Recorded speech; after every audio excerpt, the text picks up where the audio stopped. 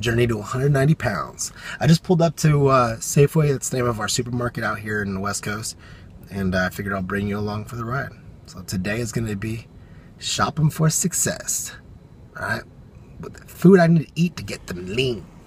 To get cutty. Now, I've never been the kind of guy to get a six-pack. So I'm not going to beat myself up. For those who are making weight loss goals, I always tell you, being somebody who's been successful with, I would consider myself successful with the transformation. I lost 60 pounds. Don't set yourself up to fail. Set yourself up with little 5-pound, 10-pound increments. If it's 2 pounds a week, so be it. 4 pounds, every 2 weeks, whatever it is. Keep it realistic. Have the big picture in your mind. Take a picture of what you want to look like. Put it on the wall. And every day when you wake up to that, or put it on your wallpaper on your phone, so every time you look at your phone, you realize what all this sacrifice is for. And that's the little tips. All right, let's go into the shopping store. Go get me some food. Personally, when I'm in a cut, I stay away from bread. That's just for me. I keep my carbs through complex carbs and oatmeal. You may have a different opinion as far as doing egg whites or like carton eggs, but personally for me, I feel like I get the best results from eating real eggs. I know it's a little bit more expensive and it's a pain in the ass to crack them, but I feel like you get way more better fats, especially for your natural test levels, and I feel like you get more full off of it. And I don't think the yolk has a part to play when I'm shredding down. I'm not breaking 12%, so I don't think it really matters. For some of you that follow me for desserts, I like to go to sleep with some kind of protein digesting. So I like to use the fat-free cottage cheese, and then I'll show you what I mix it with. But I try to pick the fat-free kind, especially when I'm going to sleep. And I try to eat this about 2 hours before I go to sleep. That way you get some good protein digesting super slow, and it feeds your muscles while you're recovering at night. I personally tend to eat cheese through my cut. I don't eat a lot of it, but I do like to put it on top of my eggs. Typically just my eggs in the morning. I really don't eat cheese anywhere late at night, but for those that are, like I said, some people may be super strict. I preferably like to stay with reduced fats and stuff like that. No, you don't. Stay away from the ice cream. It's bad for you. As for my vegetables, I actually enjoy using corn so one of my carb sources. Doesn't have a lot of nutrients, and I also like using peas, which has a lot of soluble fiber. So I use that to add with my chicken. Sometimes I use it in place of rice. Sometimes I use it with rice. It's total preference.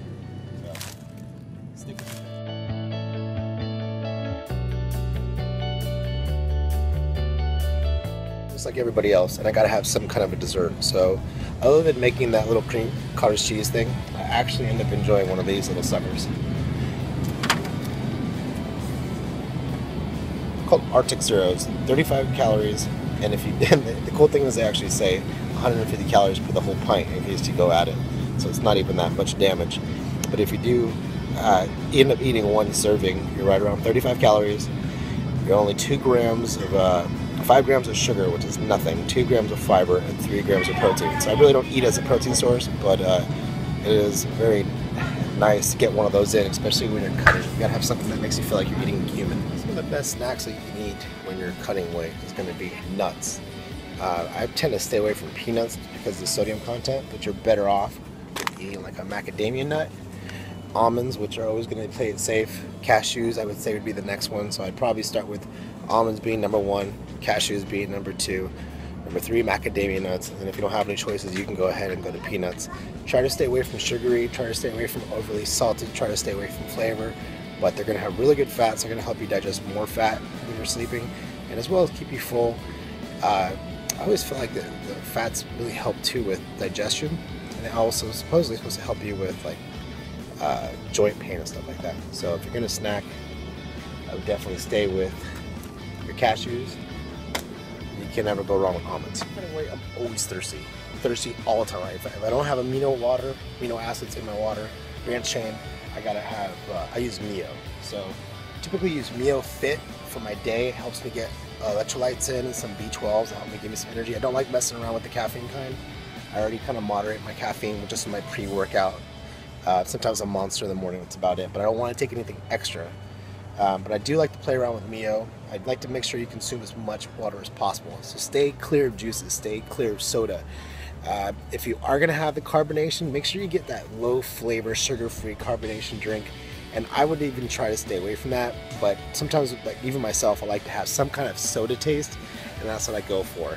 But make sure you definitely stay away from stuff like the juices. There's just so much sugar in there. And you may not think about it, but that sugar adds up quickly, because when's the last time you had 8 ounces of liquid as a serving? I mean, I swallow 8 ounces in a gulp.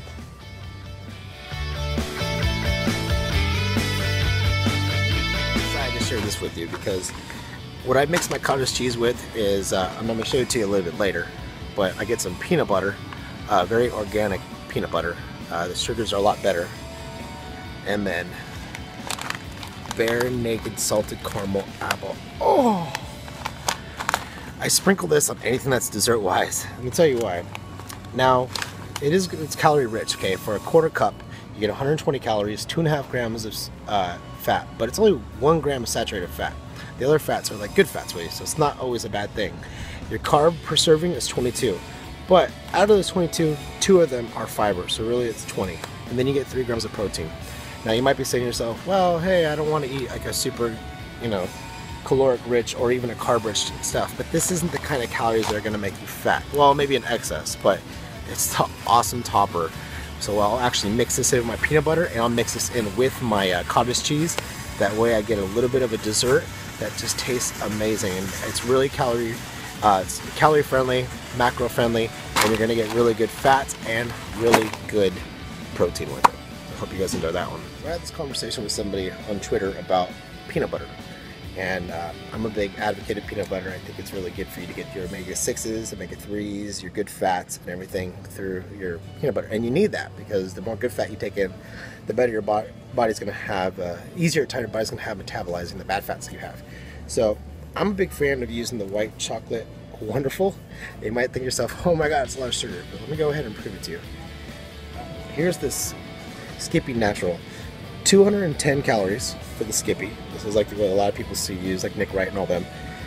They have 2 grams of fat, 7 grams of protein, and 17 grams of fat, 6 grams of carbs, and 7 grams of protein with 210 calories. Now, over here, super chocolatey, delicious peanut butter, we get 180 calories, 14 grams of fat, and only 7 grams of sugar. So you tell me which one you're going for. Super chocolatey, wonderful freaking peanut butter, or some blam ass Skippy. Bing! It won there. I'm really trying to be conscious of my last 4 weeks. I'll probably dabble into baking my own brown rice, but until I get there, I'm gonna keep it simple.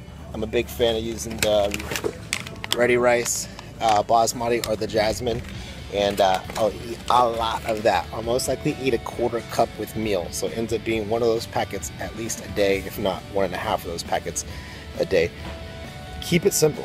At the end of this, we'll go over through everything I got, and I just want to remind you to keep it simple. I don't get too tricky with my dieting, and I think that's why I've been able to have decent results. I've never been able to get down below 18% body fat, but at least I can get myself down there first. And that's going to be the first goal, baby goals. It's like the most important part of this whole video. Meat. I keep my meat very simple. Boneless chicken breast, and then I'll show you the turkey meat right now. I was using this Italian seasoned Genio that you may have been talking about, and the macro count was 170 calories per serving, 9 grams of fat, and 19 grams of protein. So it's an awesome protein source, but I was worried about the fats because it got very greasy. So this time around in this cut, I'm actually going to stay clear of that and actually stick with the extra lean Genio. Now the macros in this is a little bit less in calories, 120 calories per serving, and I actually only get 1.5 grams of fat. So like I said, with this cut, I'm going to stay away from saturated fat as much as I did in the last one, and I'm going to go ahead and be a little bit more conscious of my carbs, but I'm definitely going to start picking leaner cuts of meat and see if it helps with the results. You heard me talk about how I need to stay conscious away from my carbs. So one of the things I'm very fortunate is over here they have the Mission Blend Carb Balance, and it's 6 grams of carbs per tortilla. So the reason when you're going to eat carb food, you want to make sure you eat foods that have low carbs but are very filling. Tortillas are extremely filling, especially if you're going to throw them in with eggs. Now, to give you an idea of what a regular tortilla would be, here we are on a standard flour tortilla. 34 grams of carbs. And I have 6 tortillas, 5 tortillas for one of those tortillas. So if you can't find that one in your store, make sure you find it. Be conscious of your carbs and think about how filling you're going to get off of the food.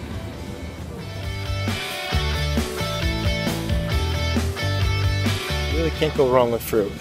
Between the cantaloupes, the melons, the only thing I think you'd have to be worried about with the apples are your glycemic. If you got high glycemic stuff, that's going to take you out of fat burning zone and put you into fat adding zone. You don't want to do that. So keep your apples to a minimum. I prefer the pink ladies or the Honeycrisp apples. Are the sweetest and they make you feel like you're having a cheat meal when you're really not. Stay with your melons, watermelons, cantaloupes. That stuff's going to really help you stay more full. Has a lot of good soluble fiber in it. And of course you can always go to avocados and your vegetables, but I feel like this should be without said. Eat as many vegetables and fruits as you can. They're going to be a lot more filling and a lot more healthier for you, and keep your calories and your macros in count. So rather than doing a huge tour, just eat your freaking vegetables and your fruit. I'm a big fan of grapes. I like to eat the bananas, and I also like to eat cherries, apples, and I'm a huge pineapple. It's got bromelain, which is digestive enzymes, which is going to help you break down food and help you absorb more of the protein you're eating. So if you're not eating pineapple, you might want to go ahead and throw that in your diet.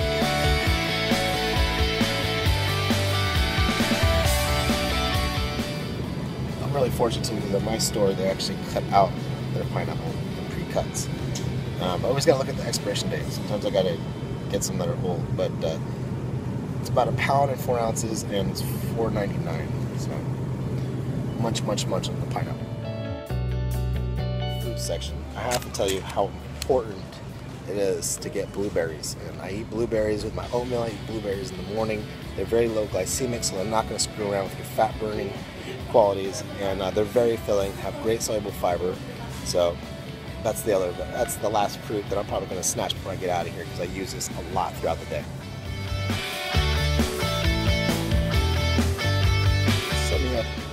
A whole grocery list. And one of the things I thought about is when you're cooking a lot, you're going to make a lot of dishes, which end up turning into a big mess. So spend the money, get the paper plates, get the paper bowls, and you're going to minimize that mess, and you just throw it in the trash. Now, if you're caring about saving trees, I don't know what to say, but use paper plates and paper bowls. It makes it so much easier to clean.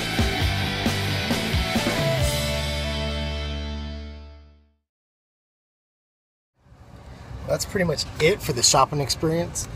I'm going to try to edit this all together so it's somewhat interesting, but I noticed that when I was losing weight the first time, I really didn't know what the hell to buy at the store, and you get all this promotion pushed in your face, organic and sugar-free and fat-free and all this crap, and I totally get it. You can get really lost on what kind of things to purchase.